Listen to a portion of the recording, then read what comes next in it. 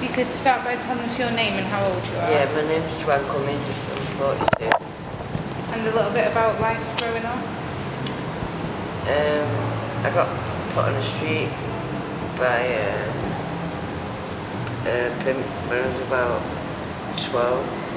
Were you 12? Yeah. So all the agencies and that knew me when I was walking, so yeah, all the agencies knew me when I was on my legs.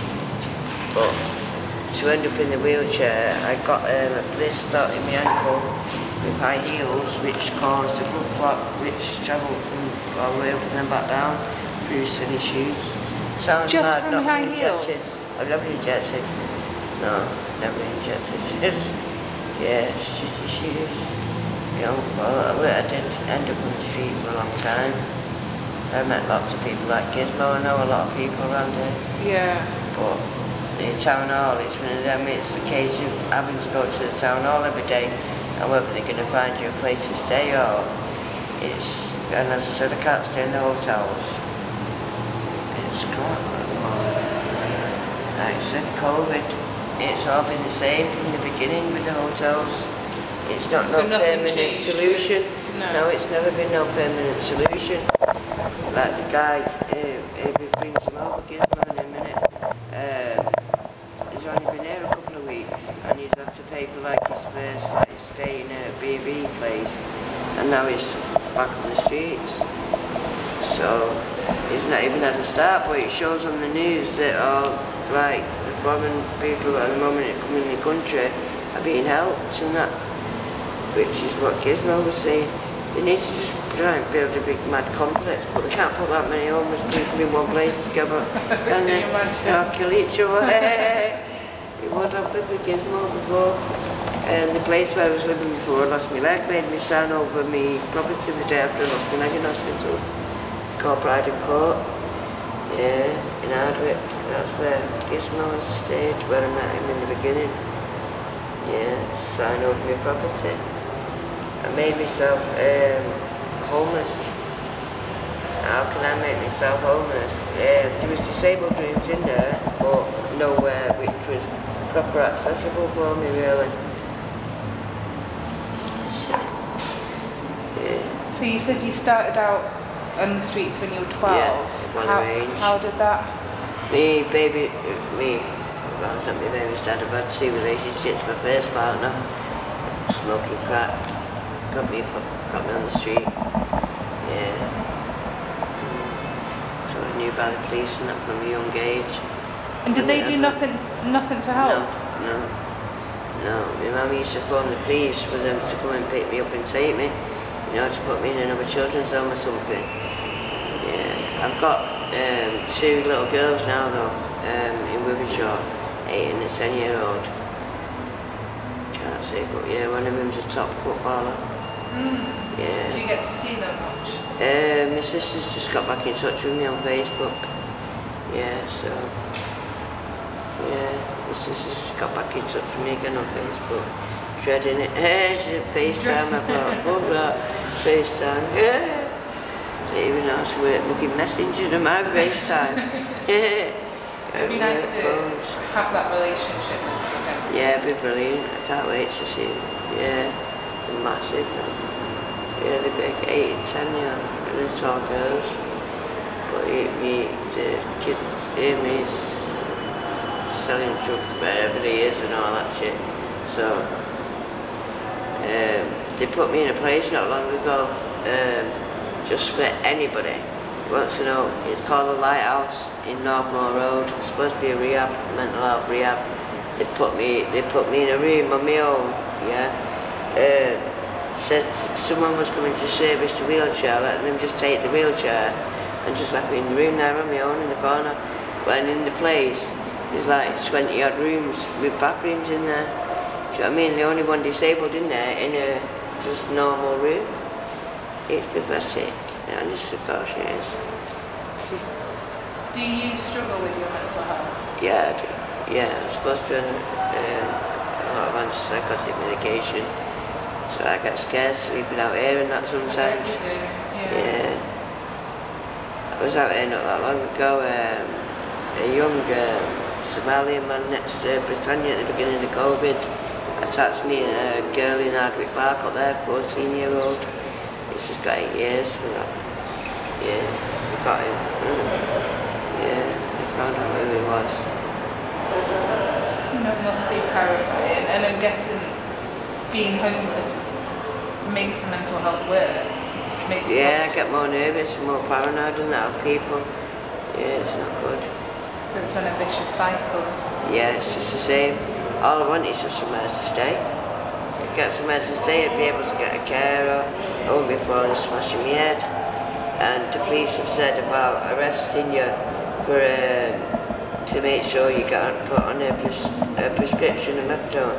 Well, I've been trying to, but I can't get there as it is. As I said, I only got the wheelchair today. I can't get to like places like Carnarvon Street and that. They're making it really quite impossible for people to go. It's quite a far way away to get on a script. But the police are saying like beggars now, they're going to start arresting them and then make them get on a prescription. Not bothered if they do, but yeah. What more do you think people could do to help?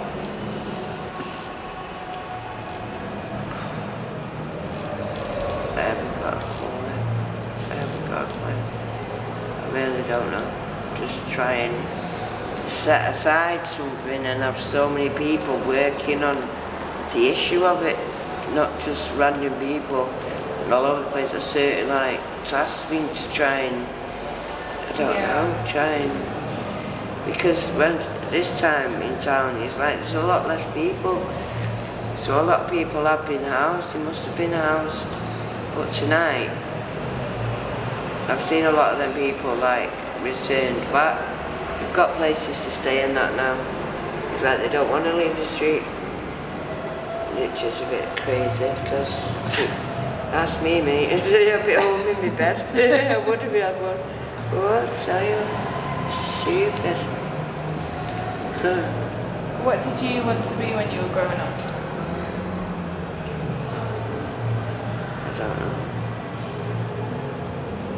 I don't know, because I left school when I was a kid. I didn't exactly go to school and that.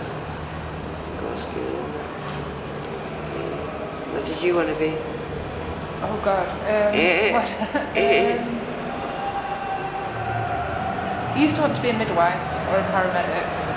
Yeah, so that is part about something like that along the lines. Like everybody does in a caring job, innit?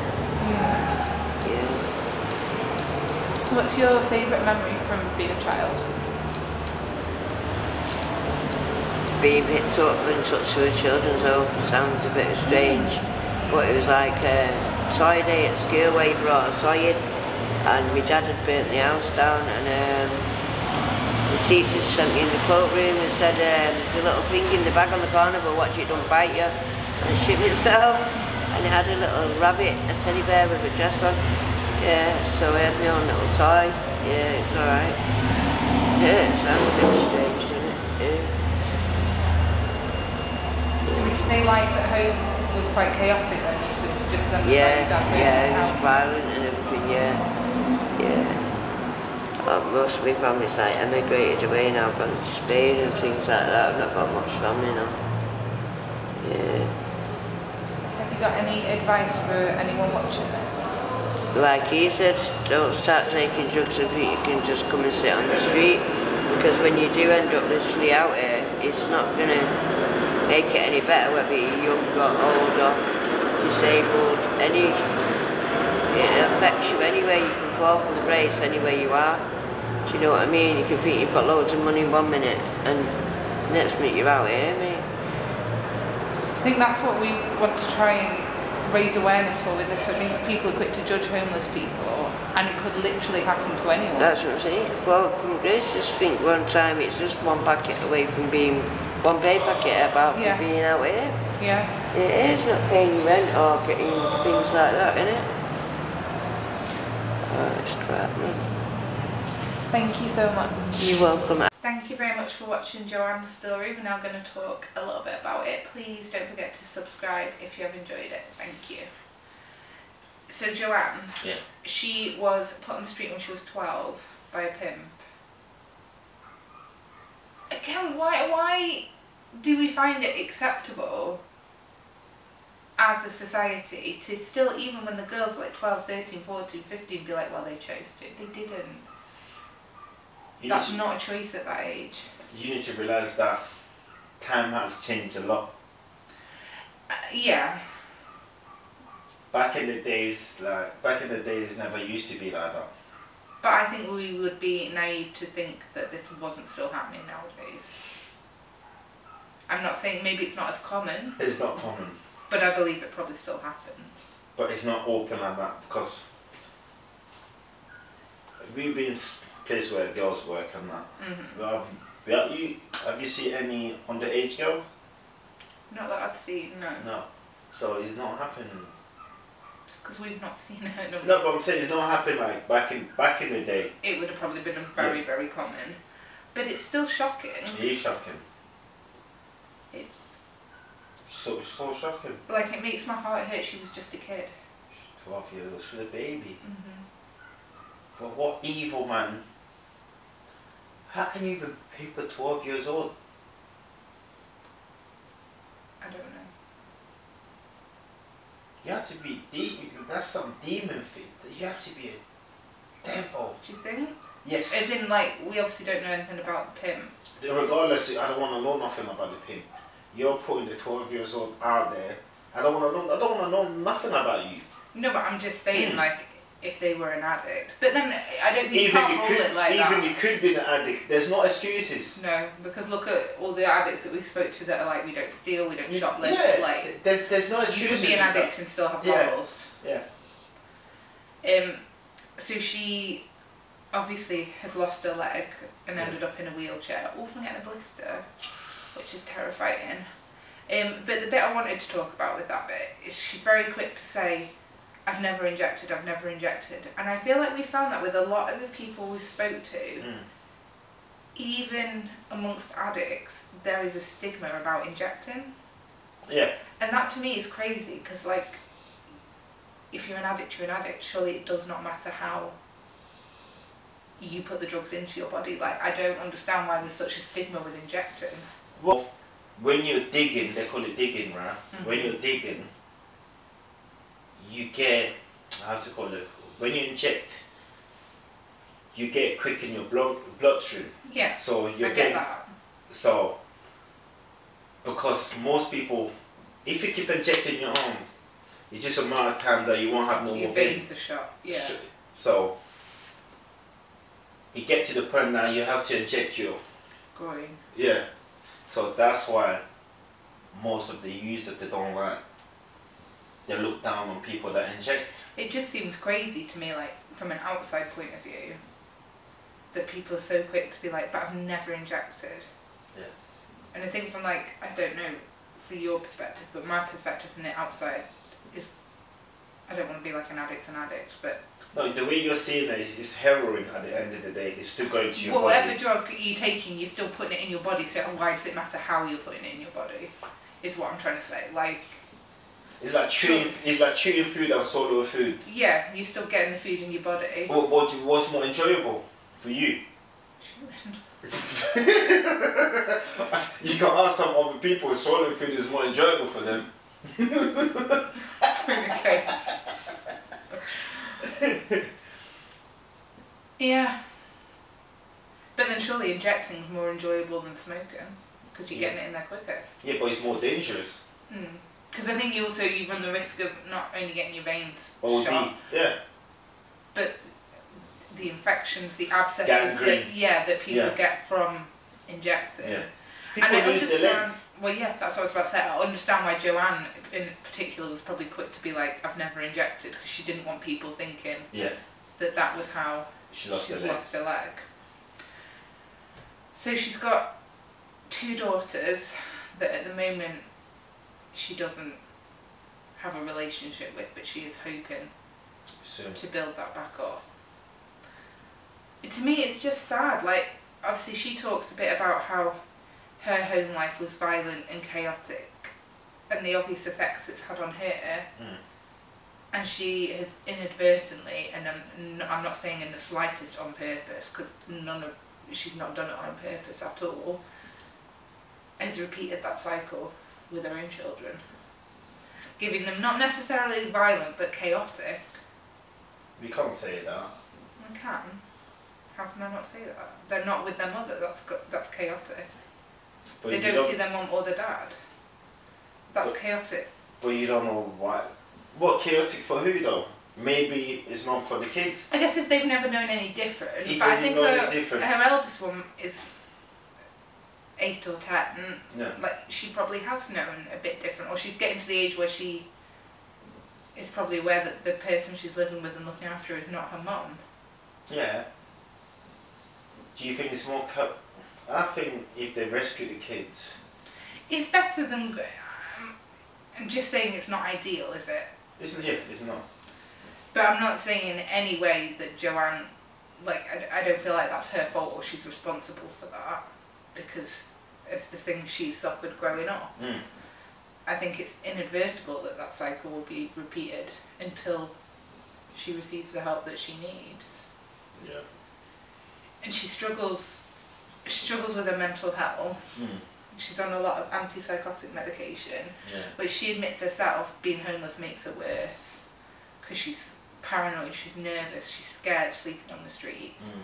And I can only imagine, like, I haven't got any diagnosed mental health problems, but I can imagine, like, I get scared sleeping in the house on my own. Like, I can only imagine how terrifying it must be. And not only because she, like, I'm not saying it's not scary for the men as well, because I'm sure it is, but she's a woman. Doesn't matter. I knew you were going to go there. It does matter. Why? Because she's more vulnerable. It's equal right. What make her more vulnerable? Why is she? Equal rights are in terms of, like, No. wages and No. stuff. We're not getting into this because you piss me off with this. And I'm going to piss you off, and we're both going to be pissed off at each other. No, equal right has to be all the way, regardless. No, you don't. Equal right has to be. You need to accept that it's more dangerous for a woman walking alone at night than it is for a man. No, It it's doesn't equal. matter. It's No, not. It's not. The amount of danger that a woman is equal right. You don't got the equal right. I hope you keep this in and you get slammed in the comments. Do not edit this bit out because it's not equal. I'm not editing nothing. Good. What I'm saying Keep this in. What I'm saying to you is an equal right. Yeah. Equal rights are in terms of wages and opportunities. No. They have to be. You don't come pick and choose. We're not picking and choosing. It's the men that rape women that are picking and choosing.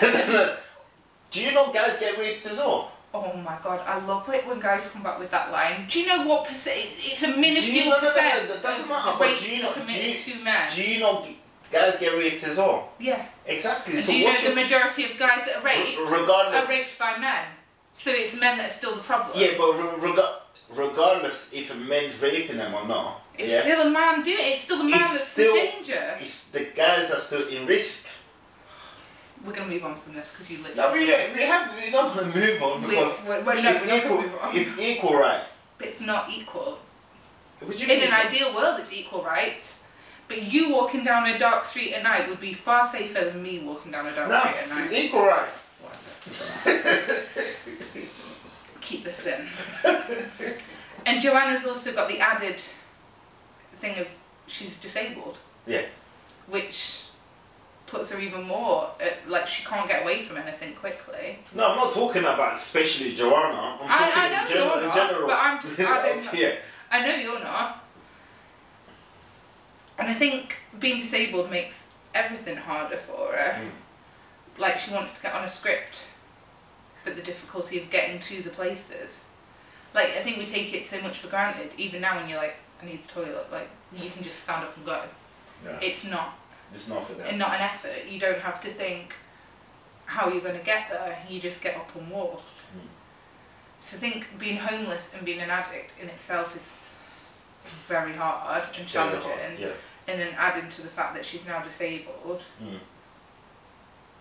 must be really difficult for her. Yeah. The bit that broke my heart the most was when she was talking about her favourite memory. And why did that hurt? because she had no toys, and her favourite memory is being given a teddy at school. So why are you crying? You're It's too just- soft. It's heartbreaking. Is that not heartbreaking to you?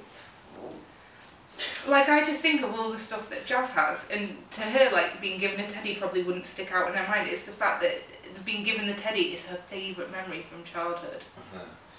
The fact that it's stuck with her that much. You're proper emotional. It Are just- you alright? Because she didn't stand a chance from when she was little. Like, no one helped her. Yeah. And to me, that's so, like, she did not stand a chance. Because And now no one's helping her, and I know obviously people are looking out for her, but that's other homeless people, not the people that have the facilities to actually help aren't looking out for her, aren't helping. yeah, she had the top. Like, she had it Tough tough. life. And it just hurts me because kids should just be protected at all costs. They do, yeah. Because people wonder why you have all these problems with society and that. And I think if you'd protected the kids, you wouldn't have half the problems that you have. Yeah. Because broken children turn into broken adults. That's Sometimes true. not with the tools to fix themselves. I agree with you. The only thing that I agree with you. Yeah. Yeah. I just hope that I hope she people get the help watching that, this I hope that she gets the help. And I wish that there was more that we could we can do to help. Thank you very much for watching. We'll see you again next week. Please don't forget to subscribe if you have enjoyed.